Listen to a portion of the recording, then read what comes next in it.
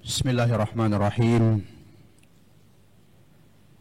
Assalamualaikum warahmatullahi wabarakatuh. Alhamdulillah alladzi bi ni'matihi tatimmus shalihat wa bi fadlihi tatanazzalul khairat wal barakat wa bi taufiqihi tatahaqqaqul maqasid wal ghayat. Wassalatu wassalamu ala asyrafil anbiya'i wal mursalin Sayyidina Muhammadin wa ala alihi wa sahbihi ajma'in. Hasbunallahu wa ni'mal wakil wa la hawla wa la quwata illa billahil aliyyil azim. Pak Kasubdit yang saya bimbingan kepada masyarakat. Teman-teman sekalian, Bapak Ibu para peserta yang saya hormati pula, alhamdulillah di siang hari ini kita bertemu untuk sebuah aktivitas yang tentu bertujuan untuk mendatangkan kemaslahatan untuk umat dan bangsa, untuk meningkatkan kapasitas kita dalam rangka untuk memberikan layanan publik yang lebih baik, lebih berkualitas, dan dirasakan manfaatnya secara optimal oleh umat, oleh masyarakat, oleh bangsa dan negara. Oleh karena itu sekali lagi mari kita bersama-sama berkomitmen, berikhtiar untuk menjadikan kegiatan ini sebagai salah satu wasilah, sebagai salah satu instrumen untuk meningkatkan kapasitas dalam rangka untuk memberikan servis kepada publik secara optimal. Kita adalah pemimpin umat, Teman-teman sekalian, ya, kita adalah tempat masyarakat bertanya. ini pesertanya menurut informasi dari Pak Kasubdit adalah para penghulu dan para penyuluh, ya, dan juga kepala-kepala KUA yang notabene juga penghulu, ya. Di luar itu ada lagi selain dua entitas ini, ada juga dari Ormas, ya. Ya, jadi begini teman-teman yang saya hormati. Pertanyaan saya yang pertama adalah, apakah kita merasa bahagia, merasa happy, merasa bangga, merasa senang, bersyukur dengan profesi kita sebagai penghulu atau penyuluh?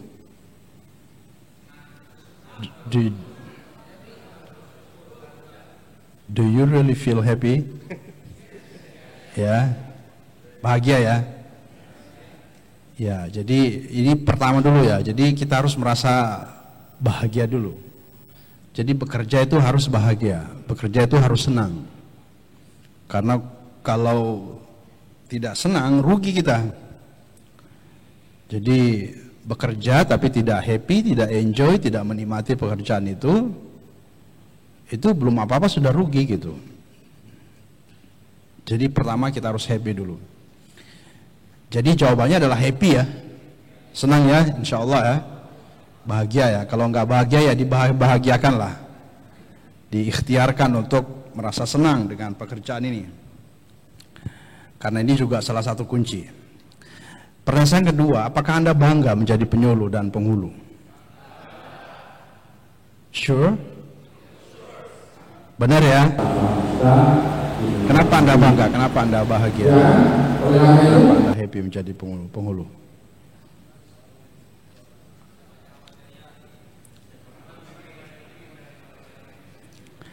Ya, pokoknya happy dan bangga aja gitulah, ya.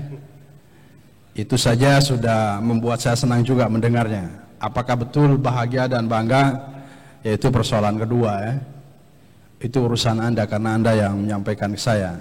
Yang jelas saya menangkap kesan bahwa Anda happy, Anda bahagia dan juga bangga menjadi penyuluh dan penghulu. Ini penting karena kinerja kita performance kita sebagai apapun, ya, profesi apapun yang kita miliki, yang kita lakukan, kalau kita happy, kita senang, kita bersyukur, kita merasa nyaman, apalagi kita merasa bangga dengan profesi itu pasti berkorelasi signifikan dengan kinerja kita, dengan kualitas layanan yang akan kita berikan. Begitu pula sebaliknya, kalau Anda merasa menyesal jadi penghulu, menyesal menjadi penyuluh, tidak happy menjadi penyuluh, tidak happy menjadi penghulu, pasti Anda bekerja apa adanya. Ya, tidak ada ikhtiar untuk memberikan yang terbaik, tidak ada ikhtiar untuk melakukan yang terbaik. Ya, teman-teman yang saya hormati, mengapa kita harus berbangga? Mengapa kita harus bersyukur? Mengapa kita harus berbahagia dengan profesi ini? Pertama, kita harus mengenal dulu tugas kita apa sih? Apa sih tugas kita itu? Tugas kita itu sangat mulia, ya. Tugas kita sangat mulia. Karena kemuliaan tugas itu, maka seharusnya kita bersyukur. Kita berbahagia dan kita berbangga.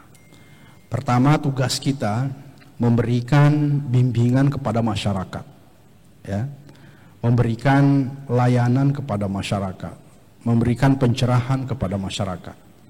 Kita adalah rujukan masyarakat, kita adalah referensi masyarakat, kita adalah pembimbing umat, ya, kita adalah tempat masyarakat bertanya, tempat umat bertanya tentang masalah-masalah keagamaan. Apakah ini bukan sebuah kebahagiaan? Tentu ini sebuah kebahagiaan jika kita melihat status kita dengan perspektif ini, bahwa kita adalah orang yang memberikan pencerahan kepada masyarakat, yang menjadikan masyarakat tercerahkan, yang memberikan bimbingan, layanan, memberikan informasi keagamaan, membimbing masyarakat untuk menjadikan mereka sebagai umat yang soleh, umat yang taat, umat yang berbakti, dan juga sebagai umat yang memiliki ketaatan sebagai warga negara. Ya, itu dulu. Kita harus memahami itu. Kita harus memahami dan merasakan, ya. Kita harus merasakan bahwa banyak profesi yang hanya kepentingannya duniawi saja. Ya, material. Kalau kita ini duniawi dan ukhrawi, ya. Jadi dengan bimbingan kita, kemudian umat merasa mendapatkan pencerahan, bahkan mungkin ada di antara kita yang dengan pencerahan yang kita berikan, umat kemudian mendapatkan hidayah dari Allah Subhanahu wa taala. Ya, itu yang harus kita rasakan. Jadi mari kita bersama-sama merasa bahwa profesi kita ini sebagai penghulu, sebagai penyuluh adalah profesi yang sangat prestisius, profesi yang sangat keren, ya, yang sangat baik, yang sangat membanggakan, yang sangat membahagiakan, ya. Nah, dengan demikian maka yang muncul dalam kinerja kita, dalam perilaku dan pelayanan kita ke masyarakat adalah ketulusan, keikhlasan. Kita tulus mengabdi, kita ikhlas berbakti, karena motivasinya ada dua, duniawi dan juga ukhrawi.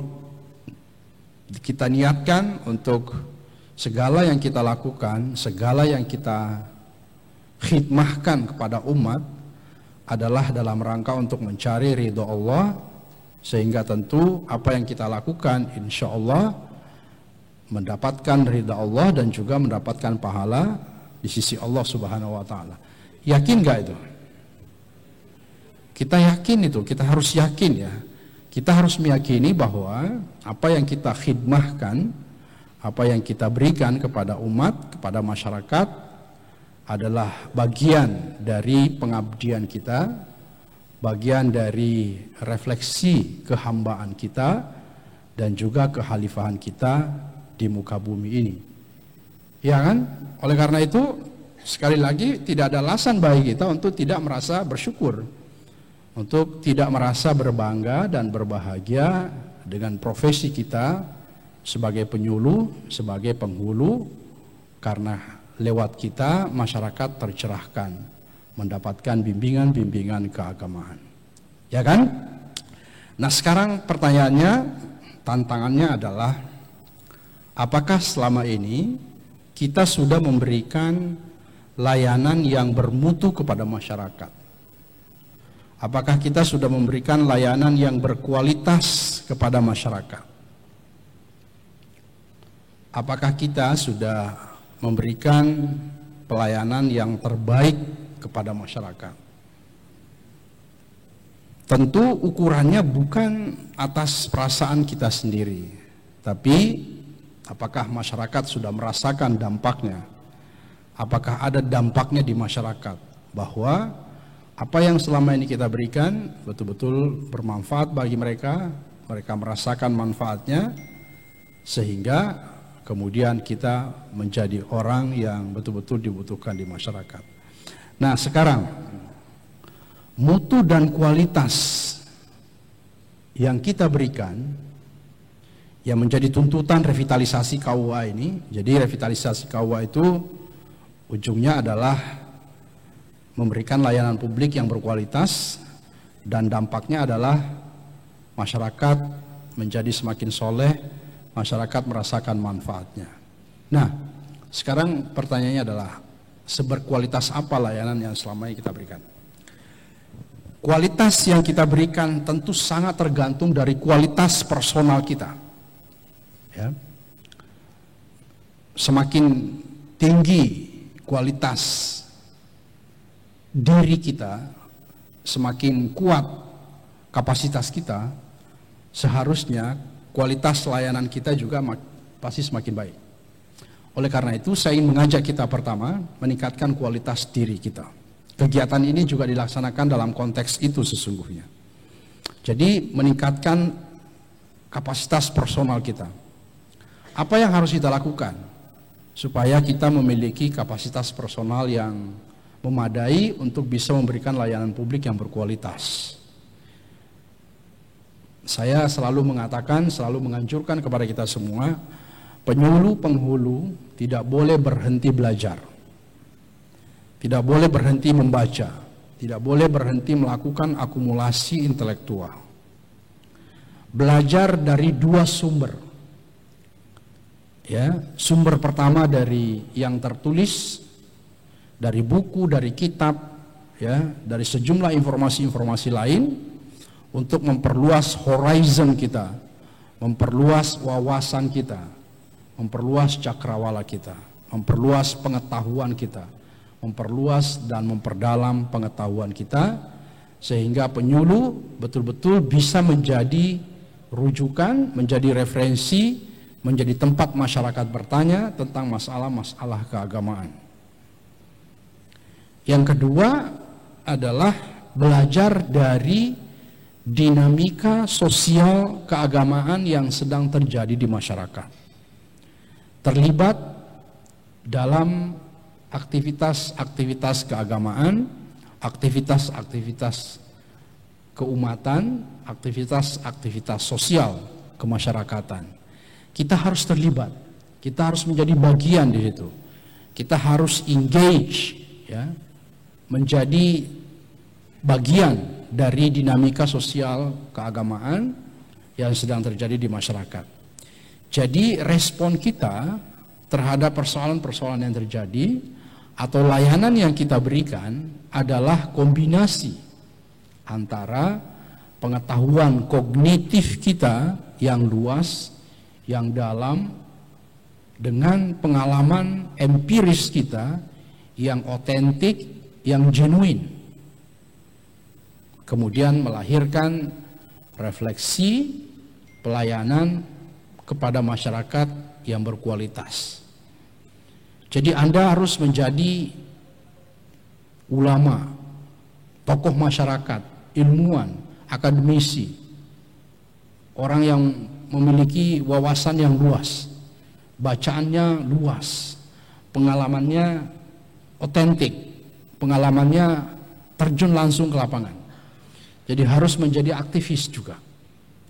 Kalau Anda hanya membaca buku di kantor, di rumah, tidak pernah terlibat dalam aktivitas-aktivitas sosial kemasyarakatan, maka refleksi Anda pasti bersifat parsial. Respon Anda itu tidak maksimal, tidak komprehensif, tidak utuh, karena pengetahuan kognitif Anda tidak bisa memberikan informasi yang sempurna terhadap apa yang dibutuhkan oleh masyarakat. Ya. Anda harus menjadi bagian dari masyarakat.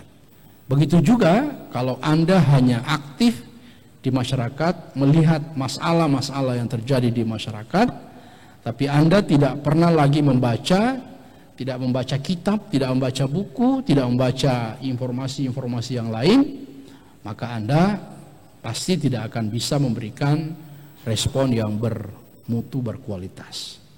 Jadi sekali lagi poinnya adalah bahwa layanan yang berkualitas, layanan yang bermutu hanya bisa diberikan oleh mereka yang memiliki kapasitas, memiliki kualitas personal yang berkualitas, yang bermutu juga. Jadi tidak ada alasan bagi kita semua kecuali untuk terus belajar, membaca buku dan membaca realitas. Bahkan terlibat supaya kita bisa mendapatkan pengalaman empiris yang otentik yang sedang terjadi di masyarakat. Oke? Nah, jadi sekali lagi, KUA ke depan yang kita harapkan adalah KUA yang bisa memberikan layanan yang berkualitas, layanan yang bermutu, layanan prima, layanan yang bisa mentransformasi masyarakat. Oke? Nah, sekarang berikutnya, meskipun KUA sudah bertransformasi, sudah direvitalisasi, kantornya bagus, sistemnya sudah bagus, SDM-nya sudah baik, layanan publik secara administrasi sudah sempurna, tetapi persoalan-persoalan di masyarakat masih saja belum berkorelasi dengan layanan kita. Angka perceraian masih sangat tinggi, perkawinan dini masih sangat banyak, kekerasan dalam rumah tangga masih terjadi di sana sini, generasi stunting masih banyak. Meskipun layanan KUA sudah bagus, maka kita belum tergolong sukses. Artinya kita baru menghasilkan output saja, tapi belum ada impact dan outcome-nya. Jadi target kita adalah memperbaiki layanan publik dan memperbaiki semua yang ada di KUA, mulai dari sumber daya manusianya, sarana prasarananya, sistemnya, ya, tentu termasuk di dalamnya tata kelolanya, itu harus kita perbaiki. Tapi kita tidak bisa berhenti di situ. Kita juga harus melihat kondisi Indonesia secara makro. Sejauh mana KUA berkontribusi mengurangi sejumlah persoalan-persoalan keagamaan, persoalan-persoalan kemasyarakatan yang juga sangat besar di Indonesia ini. Disitulah dibutuhkan bimbingan calon pengantin, ya kan? Jadi KUA kita kantornya bagus, sistemnya digital, pelayanannya orang-orangnya juga keren-keren semua, tapi angka perceraian semakin tinggi, ya kan? Keluarga kita rapuh, ya enggak? Itu artinya kita kurang berhasil. Tidak bisa kita berhenti di kantor saja, kita harus ke masyarakat. Oleh karena itu bimbingan pranikah untuk meng-create keluarga sakinah itu menjadi tujuan kita. Tetapi kalau KUA-nya sudah bagus, SDM-nya sudah keren, sistemnya sudah digital, tata kelolanya maksimal, angka perceraian sudah menurun, pernikahan dini juga sudah sangat jarang terjadi. Wah, itu keren banget, itu sukses itu. Itulah yang kita harapkan.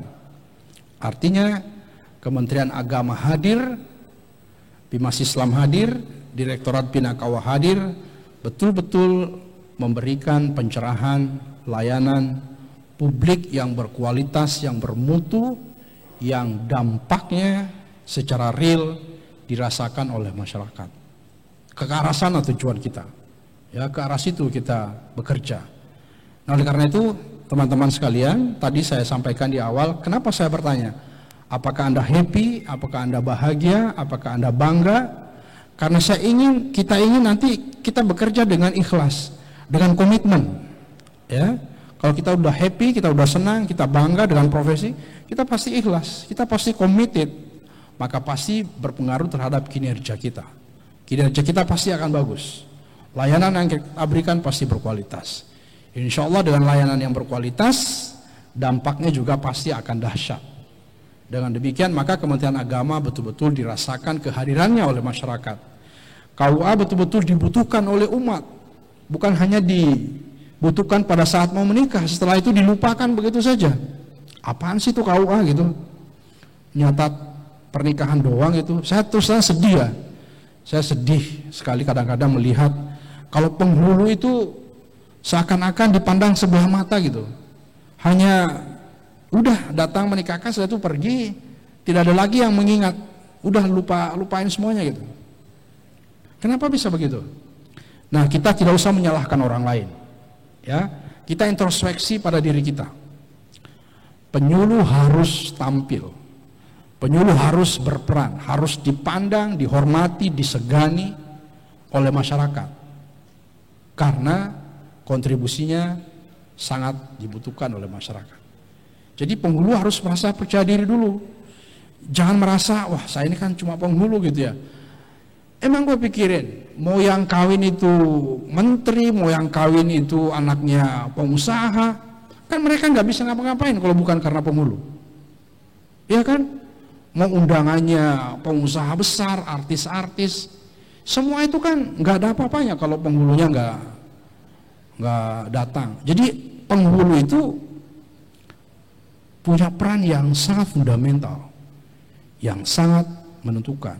Oleh karena itu Anda harus merasa ini dong, harus merasa, ya tidak sombong pastinya ya, Anda harus merasa bahwa saya ini punya peran penting di sini. Kalau perlu Anda kasih ceramah lah di situ, ya. Jangan datang langsung tiba-tiba ya catat seadanya udah itu pergi gitu karena sibuk, masih ada lagi yang mau dinikahkan di sana. Rata-rata biasa begitu. Itu saya nggak setuju. Sayang ya, Anda harus sedikit harus promosi sedikit lah sebagai promosi penghulu itu. Siapa yang mau melarang Anda kalau Anda mau ceramah di situ? Ceramah 5 menit tapi berkualitas gitu. Ya maksimal 10 menit, tapi betul-betul membuat orang itu sadar, wah ternyata penghulu ini keren ya. Saya beberapa kali menjadi saksi Pak di Jakarta ini, saksi pernikahan. Ya saya tahu yang tamu-tamunya memang rata-rata pejabat ya. Saksinya pejabat, artis, pengusaha gitu. Penghulunya setelah tugas selesai pergi gitu. Saya masih ada di situ, dia udah pergi aja gitu. Mau bertahan sedikit lah gitu loh. Pak Dijen mohon izin banget saya pamit ya, soalnya saya masih ada mau menikahkan lagi di sana gitu. Oh iya silakan. Tapi dalam hati saya, aduh, harapan saya sih tidak begitu gitu. Tinggal dong sebentar di situ, ceramahnya mereka ini semua ini. Mumpung Anda punya mic gitu, ceramahin itu orang tuanya, pengusaha-pengusaha itu, artis-artis, pejabat yang ada di situ. Anda sekarang penghulu, Anda yang paling penting di situ kok. Ya? Itu yang saya harapkan. Penghulu itu punya self confidence gitu, punya rasa percaya diri. Jangan minder gitu. Wah ini yang kawin, waduh, pestanya di hotel bintang 5, oh tamunya ini, waduh, dia kayaknya datangnya di sudut-sudut sana tuh, tiba-tiba muncul aja, datang catat pergi gitu. Ya siapa yang mau mengingat kalau seperti itu? Tampil, kalau perlu pakai jas yang paling mahal, jas Anda yang paling mahal gitu. Ya kan? Pakai performance-nya bagus gitu, keren dikit lah ya, kalau perlu mengikuti style orang-orang yang mau menikah itu, keluarga-keluarganya itu. Anda ceramah sedikit tentang pernikahan itu gitu. Siapa yang mau melarang Anda? Orang Anda penghulu kok di situ. Kalaupun mereka enggak, saya harus menyampaikan, ini penting ini. Harus saya sampaikan tentang tugas suami istri ini. Begitu dong. Pengalaman saya kira-kira 5-6 kali ya dalam tahun kemarin saya menjadi saksi di sebuah acara pernikahan. Ya tadi itu kebetulan orang-orang itu penghulunya, aduh kayaknya nggak pede nih penghulunya nih. Nggak usah saya sebutin ya, tapi saya merasa nggak pede ini. Aduh gimana dong? Meskipun ada dirjen di situ, saya hadir nggak ada apa-apanya di situ. Saya dirjen di kantor, kalau di situ saya sebagai saksi, Anda sebagai penghulu gitu. Apalagi tamu-tamu yang lain. Wah, mau siapa kek, mau apa kek gitu. Anda sekarang penghulunya gitu. Begitu Pak. Jadi apalagi di provinsi, di kabupaten, di kecamatan, Anda harus tampil, Anda harus eksis gitu. Penghulu itu. Jadi jangan Anda merasa, wah saya ini kan cuma penghulu ya. Enggak begitu Pak. Jadi ikhlas, ya, bangga, bahagia, percaya diri. Kemudian pasti Anda akan memberikan layanan yang terbaik. Jadi teman-teman yang saya hormati, saya hanya ingin memberi semangat aja, ya, motivasi bahwa apapun profesi kita harus profesional. Apapun amanah yang ada di pundak kita harus memberikan yang terbaik. Kalau Anda memberikan yang terbaik, Anda profesional, yakinlah bahwa Anda pasti dihormati, disegani, dihargai oleh masyarakat. Tapi jangan pernah berharap Anda akan dihargai kalau Anda sendiri tidak menghargai diri Anda. Ya, Anda harus menghargai diri Anda dulu, baru mendapatkan penghargaan orang lain. Gitu dong, harus merasa bangga sebagai penghulu gitu. Ya, jadi teman-teman yang saya hormati, Pak Kasubdit, mungkin itu saja yang saya ingin sampaikan pada kesempatan ini. Semoga teman-teman sekalian menjadi penghulu yang terbaik, memberikan layanan yang berkualitas, sehingga dampaknya nanti dirasakan oleh umat ini, oleh bangsa ini, bahwa ketahanan keluarga akan semakin kuat, semakin kokoh. Ya, kita akan melahirkan keluarga-keluarga Indonesia yang bermutu, yang berkualitas. Demikian, wabillahi taufik wal hidayah, wallahul muwaffiq ila aqwamit thoriq. Wassalamualaikum warahmatullahi wabarakatuh.